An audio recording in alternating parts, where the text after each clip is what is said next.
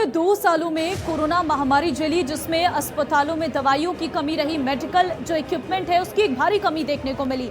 लेकिन प्रशासन ने इस पर कितनी सीख ली है, उसी पर आज हम हल्ला बोल करने जा रहे हैं।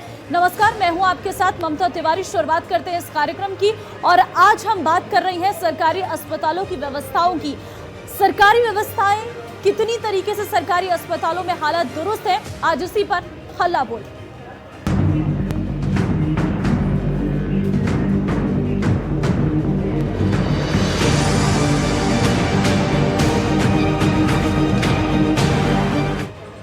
हरियाणा के सरकारी अस्पतालों की स्थिति खराब है, दवाइयों की कमी है, व्यवस्थाओं का अभाव है, उपकरणों की कमी है, जिससे मरीज परेशान नजर आ रहे हैं। यमुनानगर की अगर बात करें, वहां पर जब हमने अस्पतालों का हाल जाना तो अस्पतालों के हाथ काफी दयनीय नजर आए। अस्पतालों में व्यवस्थाओं के अभाव नजर आए, क्योंकि कोरोना में जिस तरीके से इक्विपमेंट्स की कमी नजर आ रही थी, अभी तक भी प्रशासन उसकी सुध लेता हुआ नजर नहीं आ रहा है। न प्रशासन जागरूक हुआ है, न व्यवस्थाएं जिनमें कमी देखने को मिली थी उन व्यवस्थाओं की भरपाई की गई है। 15 लाख की आबादी वाले यमुनानगर जिले के मुख्यालय पर स्थित सरकारी अस्पताल में शहरी और ग्रामीण इलाकों के लोग भारी संख्या में पहुंचते हैं। मरीजों को दवाइयां भी मिल रही है, उनका इलाज भी ठीक हो रहा है, लेकिन यहाँ मरीजों के मुकाबले अस्पतालों में बेड की कमी है। फिलहाल बेड तो 60 ही लगे हैं, लेकिन मरीजों की संख्या इसकी तिगुना है। हालात ये है कि एक बेड पर 2-2 मरीजों को लटाया गया है। इसके साथ ही अस्पताल में शौचालय की स्थिति खराब है। शौचालय का इस्तेमाल करने वाली महिलाओं का कहना है कि यहाँ गंदगी की भरमार है, सफाई नहीं होती। अस्पताल में दाखिल मरीज से जब इंडिया न्यूज की टीम ने बातचीत की तो उन्होंने कहा कि यहाँ दवाइयाँ मिल रही हैं, इलाज भी अच्छा है, लेकिन बेड की व्यवस्था नहीं है। वहीं civil surgeon doctor Manjeet Singh का कहना है कि ट्रॉमा सेंटर में बेड की व्यवस्था की गई है, लेकिन मरीज अधिक आती हैं, हम किसी को मना नहीं कर सकते। उन्होंने कहा कि जल्द ही नई बिल्डिंग बनेगी जिसमें 200 बेड की व्यवस्था होगी। अब सवाल ये उठता है कि आखिर प्रशासन इसकी सुध कब लेगा, आखिर कब अस्पताल की स्थिति सुधरेगी। हॉस्पिटल में सुविधाएं मतलब साफ सफाई है, इस तरह की बात नहीं हो। और ये बात उनको बहुत ज़्यादा गंदा यहाँ पे दरवाजा भी टूटा हुआ लगा हुआ है। यहाँ पे अंदर जाने के लिए कोई बाहर खड़ा हो, कोई सुविधा तो सारी है जी, बस बेड की दिक्कत है। बेड मिलेगा, मेरा ऑपरेशन होने के बाद अब तो मैं यहाँ वैसे ही जब मेरा ऑपरेशन हो जाएगा तो मैं शिफ्ट हो जाऊँगा। वैसे दिक्कत कोई नहीं आएगा, आप यहाँ बहुत अच्छा हिसाब है।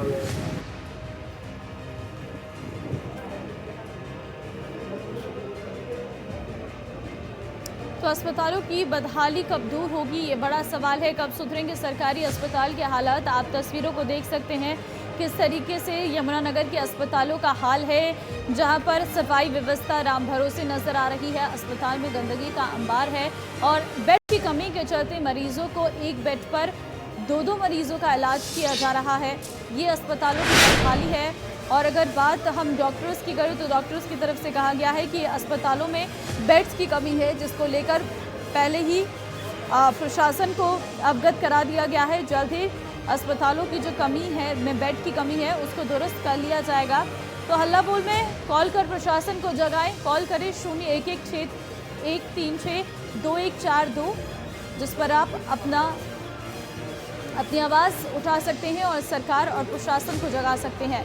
तो अस्पताल के हालात आपके ज़िले में क्या है, आपके मोहल्ले में क्या है, अस्पतालों में आपको क्या कमियां नज़र आती हैं, आप अपने सवाल सरकार के सामने पहुंचा सकते हैं। किस तरीके से आपके अस्पतालों की हालत है और अस्पतालों में किन किन चीज़ों का अभाव है। कई ऐसे अस्पताल हैं जहां पर बेड्स की कमी है, कहीं पर डॉक्टर्स की कमी है, कहीं पर दवाइयों का अभाव है। लोगों को इससे भी परेशानी हो रही है कि सरकारी अस्पतालों में इन कमी के चलते वो जब प्राइवेट हॉस्पिटल्स का रुख करते हैं तो वहाँ पर मनमानी रकम लोगों से वसूली जाती है।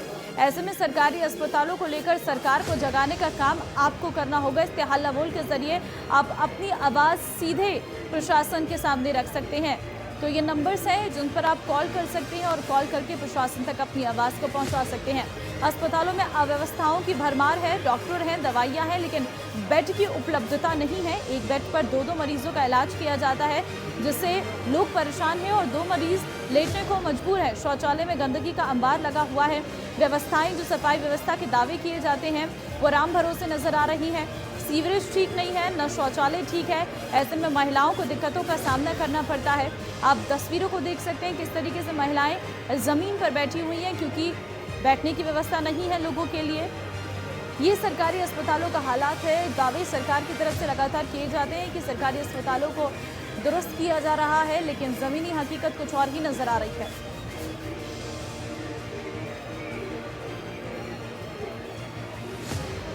तो कब सुधरेंगे सरकारी अस्पतालों के हालात, ये अपने आप में एक सवाल है और आप कॉल करके अपने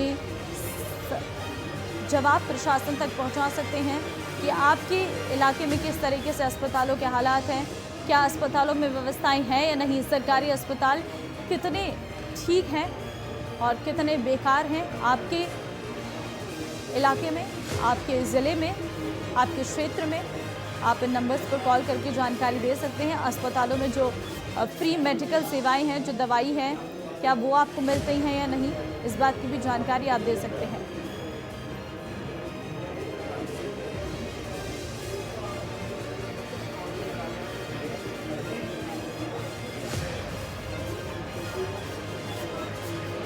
तो हल्ला बोल में कॉल कर प्रशासन को जगाएं और अपनी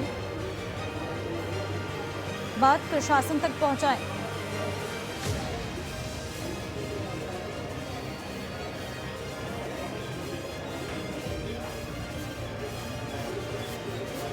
तो अस्पताल के हालात कब सुधरेंगे, ये बड़ा सवाल है, क्योंकि अस्पतालों में आए दिन ग्रामीण क्षेत्रों से लोग पहुंचते हैं जिनके पास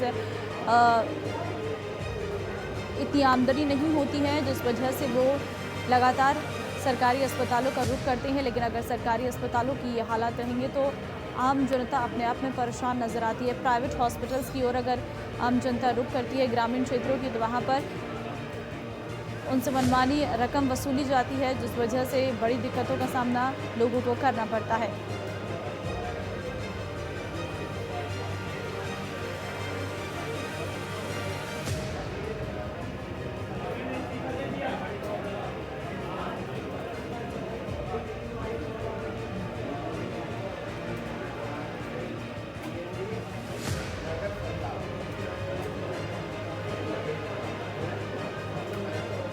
समीर पलवल से इस वक्त दर्शक हमारे साथ जुड़ गए हैं। समीर, क्या हाल है आपके क्षेत्र के सरकारी अस्पताल के?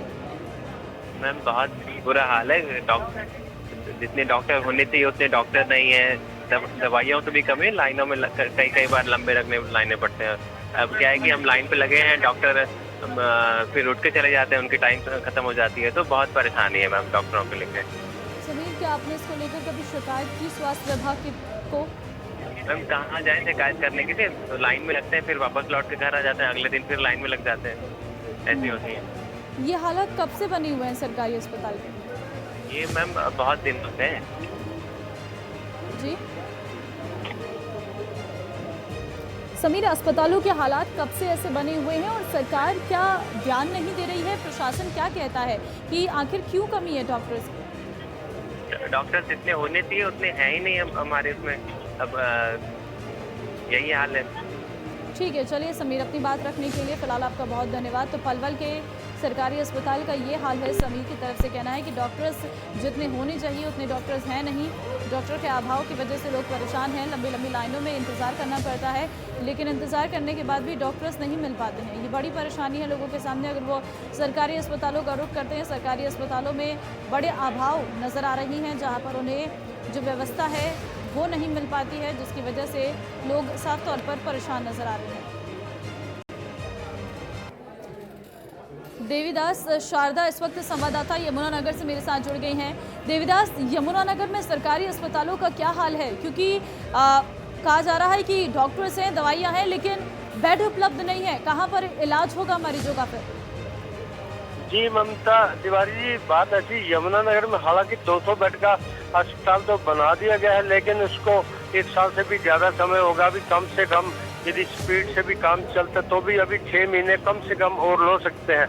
लेकिन यहाँ पर यदि बात करते हैं, क्योंकि जो पुराना स्ट्रक्चर है और जो वो काफी तो तोड़ दिया गया, बड़ी थोड़ी जगह है जिसमें मरीज बहुत ज्यादा है। यहाँ तक कि पैर रखने की भी जगह नहीं होती। एक बेड पर 2-2, 3-3 जो मरीज हैं, हालांकि उनको भी आपस में इन्फेक्शन का खतरा रहता है। यदि बाथरूम टॉयलेट्स की बात करते तो वहाँ भी गंदगी रहती है, जिस वजह से वो भी एक इन्फेक्शन की जड़ है। और बेसिकली जो देखा जाए, क्योंकि अब गर्मी का मौसम है तो कम से कम एक आदमी को स्पेस तो चाहिए, इतना स्पेस भी नहीं है। लेकिन यदि डॉक्टर से बात करते हैं, वो कहते हैं कि हम कोई भी आदमी आता है ना दवाई के लिए मना करते हैं ना उन्हें इलाज के लिए मना करते हैं। ये स्पेस एक हमारी प्रॉब्लम है। जब तक नया हॉस्पिटल नहीं बनेगा तो ऐसी एक बेड पे चाहे 2 पेशेंट हो, 3 पेशेंट हो, एक्स्ट्रा बेड भी लगाए जाते हैं, लेकिन उसके बावजूद भी इतना खजा भरा रहता हॉस्पिटल की पाँव रखने की जगह नहीं रहती। जी ममता तिवारी। देवीदास, ये परेशानी कब से है और आखिर अस्पताल क्यों नहीं खुल रहा है जो तैयार है, उसको लेकर क्या कह रहा है प्रशासन?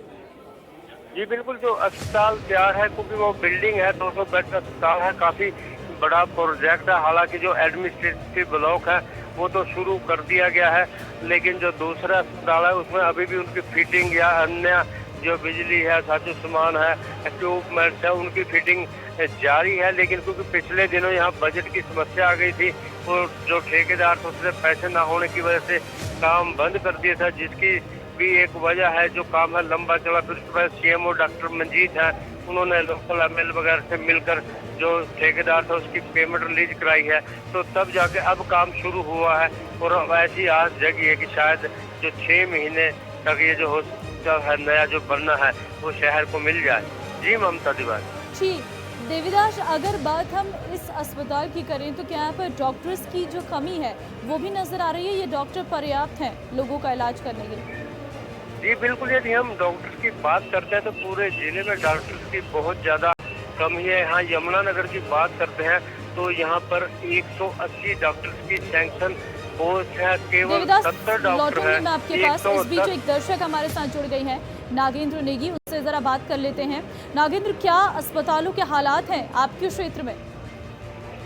मैडम नमस्कार, मैं मैडम हिमाचल प्रदेश के सरकार घाट मंडी से नागेंद्र सिंह नेगी बोल रहा हूँ। जी मैडम, हमारे यहाँ पर तो हालत और भी ज्यादा बदतर है। यहाँ पर तो ये स्थिति है कि सरकार घाट हमारा एक हॉस्पिटल है जहाँ पर कि 15 डॉक्टर होने चाहिए थे, लेकिन सिर्फ 7 डॉक्टर वहाँ पर इस वक्त मौजूद हैं। स्पेशलिस्ट तो नाम मात्र ही है नहीं मतलब। अच्छा, ड्राइवरों की 2 पोस्टें थी, दोनों के दोनों नजारत हैं, मतलब दोनों खाली पड़ी हुई हैं। बलद्वारा से डेपुटेशन पे एक ड्राइवर लिया हुआ है, एम्बुलेंस है। वैसे ही पैरामेडिकल स्टाफ भी 1-2 पोस्टें सबकी खाली पड़ी हैं। लेबोरेटरी चीफ असिस्टेंट जो होता है उसकी पोस्ट चीफ की खाली पड़ी हुई है जी। और इसके अलावा मैडम जितने भी हमारे सीएचसी सरकार घाट हॉस्पिटल के अंदर पड़ते हैं या बीएमओ बलद्वारा के अंदर पड़ते हैं, उनमें स्टाफ की भारी कमी है। दवाइयों की तो कोई कमी नहीं है, लेकिन जब डॉक्टर ही नहीं होंगे तो फिर दवाइयाँ कौन देगा जी? अब हमारे लोग तो ये स्थिति है कि ये सरकार घाट हॉस्पिटल जाते हैं पर जो ओपीडी में पर्ची बनवाते हैं, लेकिन उसके साथ ही उनको रेफर कर दिया जाता है, या तो हमीरपुर भेजा जाता है, नेर चौक या मंडी जी। और मैडम, लोगों की ये स्थिति है कि लोग अपनी जमीनें रहन रख करके अपने लोगों का इलाज करवाते हैं। और मतलब दूर दराज के क्षेत्रों में तो इससे भी बदतर हालत है। तो मेरी सरकार से ये गुजारिश है कि सिर्फ चुनावों के दौरान आप डॉक्टरों को मत भेजा करो सरकार घाट। उसके अलावा भी 5 साल होते हैं जिसमें कि सरकार घाट के लोग जो वो तरफ के यहाँ पर। बड़ी बात आपने की है, धन्यवाद अपना समय देने के लिए और अपनी आवाज़ रखने के लिए। तो नागेंद्र साफ तौर पर परेशान है कि जो भर्तियां हैं वो नहीं हो रही हैं, अस्पतालों में कमी साफ तौर पर है। जो डॉक्टर्स ही नहीं होंगे तो उन दवाइयों का क्या, दवाइयां देने के लिए भी डॉक्टर्स उपलब्ध नहीं है। ये साफ तौर पर नागेंद्र का कहना है कि अपने आप में गुस्सा नागेंद्र के अंदर है, क्योंकि अस्पताल में जो कमी है वो ज्यों की त्यों बरकरार है। सरकार से वो लगातार मांग कर रहे हैं कि जो व्यवस्थाएं हैं उनको दुरुस्त किया जाए। तो आप अपनी आवाज़ उठा सकते हैं, नंबर्स आपके हमारे द्वारा फ्लैश किए जा रहे हैं लगातार। आपके टेलीविजन स्क्रीन पर आपको नंबर्स नज़र आ रहे होंगे, आप इन पर कॉल करके अपनी बात लगातार रख सकते हैं। देवीदास लगातार हमारे सहयोगी हमारे साथ जुड़े हुए हैं। देवीदास, अस्पतालों में अगर हम दवाइयों की बात करें तो क्या दवाइयों की जो व्यवस्था है वो ठीक है? जी ममता जी, दवाइयों की बात करते हैं तो दवाइयाँ बिल्कुल समय पर आती हैं, प्रॉपर स्टॉक है। जो पैरामेडिकल स्टाफ है, जो फार्मेसी है वो काम करती है। लेकिन जैसे अभी एक दर्शक ने भी कहा, जो सबसे बड़ी बात है यहाँ पर डॉक्टर्स की कमी। अब यमुनानगर की बात लेते हैं तो यहाँ पर 180 डॉक्टरों का सैंक्शन स्टाफ है, उसके अगेंस्ट केवल 70 डॉक्टर हैं जो जिले में काम कर रहे हैं। 110 जो डॉक्टर है वो काम पर नहीं है। ऐसे ही नर्सों का हाल है, ऐसे ही क्लैरिकल का, रेडियोलॉजिकल स्टाफ का और जो स्पेशलिस्ट है उनकी बड़ी भारी की कमी है। तो उसमें क्या होता है, जब भी कोई आदमी आता है एक डॉक्टर को, जनरल फिजिशियन को दिखा दिया ठीक है जाता है। देवीदास, लेकिन जो लौटूंगी आपके facility- पास। एक और दर्शक हमारे साथ जुड़ गए हैं, रविंद्र, उनसे जरा चर्चा कर लेते हैं। रविंद्र, कैसे हालात हैं अस्पतालों के आपके वहां पर? जी नमस्कार मैडम। जी रविंद्र, जी नमस्कार मैडम। आवाज आ रही है आपकी। अस्पतालों के हाल क्या कुछ है आपके क्षेत्र में? अस्पतालों के हालात तो पूरा प्रदेश में ही लचर जो हालात होते हैं वही है। सरकारी हॉस्पिटलों में कहाँ पे जो है ना कि इलाज समय पर नहीं हो पा रहे हैं, पर्याप्त स्टाफ नहीं होता हॉस्पिटलों में। पर्याप्त स्टाफ ना होने की वजह से जो ना मरीज भटकते फिरते हैं, कोई भी व्यवस्था है ही नहीं सरकारी हॉस्पिटलों में। और जिसकी जिम्मेवार सरकार है, जब तक इस पर पूर्ण तौर पर ध्यान नहीं दिया जाएगा, पुराना स्ट्रक्चर है, इससे आप रविंद्र, देख क्या लो क्या कहीं दिक्कतें आ रही है अस्पतालों में? कि डॉक्टर्स की कमी, दवाइयों की कमी, या इसके अलावा भी कोई और दिक्कतें? डॉक्टर्स की कमी है। ऊपर से जो इसके ऊपर जो सरकार ध्यान नहीं दे रही है कि समय समय पर इसके जो ना चेकअप होना चाहिए स्टाफ का भी, और स्टाफ क्या कर रहा है वहाँ पे, क्या शौचालय के क्या हालात है, वहाँ के बेड पूरे हैं नहीं है, इस तरह से इंस्ट्रक्शन होना चाहिए। समय समय पर देखभाल होनी चाहिए। सरकार के मौजूदा लोग अधिकारी हैं उनको जा करके देखना चाहिए। अब गर्मी में जो है ना कितने हालत खराब है हॉस्पिटलों में, आप ये देखिए, जब पूरा हरियाणा प्रदेश में यह हाल है। ठीक है, चलिए रविंद्र, तमाम जानकारी देने के लिए, प्रशासन को जगाने के लिए फिलहाल आपका बहुत धन्यवाद। तो साफ तौर पर रविंद्र का कहना है कि अस्पतालों की कमी है, प्रशासन की कमी है, लचर व्यवस्थाएं हैं और व्यवस्थाओं को दुरुस्त नहीं किया जाता है, कई बार आवाज़ उठाने के बाद भी। देवीदास लगातार हमारे साथ बने हुए हैं। देवीदास, सिर्फ यमुनानगर के हालात नहीं है बल्कि पूरे प्रदेश में ये हालात नजर आ रहे हैं, दर्शकों के माध्यम से जानकारी मिल रही है। जी बिल्कुल ममता तिवारी जी, इस तरह से दर्शक कह रहे हैं क्योंकि जो डॉक्टर्स की बड़ी भारी कमी है। मेन काम है कि जो भी बच्चे हैं बड़े बड़ी जगह पर जाना चाहते हैं, जब भी डॉक्टर्स आते हैं उनकी पहुंच होते हैं, एक बार तो वो ज्वाइन कर लेते हैं, उसके बाद दिल्ली है, बॉम्बे है, बड़ी जगह पर वो अपने कैरियर के प्रति चिंतित रहते हैं। को सरकार को भी ऐसी योजना बनानी चाहिए कि जो डॉक्टर्स आते हैं नए नए, कुछ ऐसा उनको प्रमोशन दिया जाए, कुछ ना कुछ उनको ऐसा बेनिफिट दिया जाए जिससे कि जो डॉक्टर्स हैं अपने जिलों में रहे, अपने कस्बों में रहे, ताकि जो आम जन है जो बड़ी शहरों में नहीं जा सकता और जो आदमी पे इतने साधन भी नहीं है कि वो बड़े शहरों में जाए और इलाज कराए, यदि इसको घर में या अपने जिले में इलाज मिल जाएगा, स्पेशलिटी ठीक डॉक्टरों है, भी मिल चलिए जाएगी। देवीदास, तमाम जानकारी देने के लिए फिलहाल आपका बहुत धन्यवाद। तो साफ तौर पर अस्पतालों की बदहाली का जिम्मेदार कौन है, ये सवाल उठता है, क्योंकि सिर्फ यमुनानगर ही नहीं बल्कि प्रदेश के ऐसे कई जिले और कस्बे हैं जहां पर अस्पतालों की कमी है, डॉक्टर्स में जो व्यवस्थाएं हैं उसका अभाव है और स्वास्थ्य जो सेवाएं हैं वो पूरी तरीके से चरमराई हुई हैं। बड़ी से बड़ी आपदा से निपटने के लिए जो इक्विपमेंट होते हैं वो अस्पतालों में इस वक्त नहीं है। एक्सरे मशीनें लगी हुई हैं लेकिन डॉक्टर्स की कमी के चलते उन एक्सरे मशीनों को संचालित करने वाला कोई वहाँ पर नहीं है। ये बड़ी दिक्कतें हैं जिसका सामना लोगों को करना पड़ रहा है। लोग परेशान हैं इन दिक्कतों से और लगातार प्रशासन से गुहार लगा रही हैं कि इनकी व्यवस्थाओं को ठीक किया जाए, क्योंकि व्यवस्थाएं खराब होने से लोगों को सरकारी अस्पतालों में आने से डर लग रहा है। जहाँ पर अस्पतालों में स्वास्थ्य सुविधाएं देनी चाहिए वहाँ पर गंदगी का अंबार अगर लगा रहेगा तो लोग अपने आप में परेशान होंगे। तो फिलहाल ये बड़ी बात है कि अस्पताल बदहाल है, मरीज परेशान है, लेकिन प्रशासन मौन नजर आ रहा है। लगातार प्रशासन से गुहार लगाई जा रही है कि अस्पतालों को ठीक किया जाए, दुरुस्त किया जाए, वहाँ की सेवाओं जो खराब हैं उन पर नजर रखी जाए।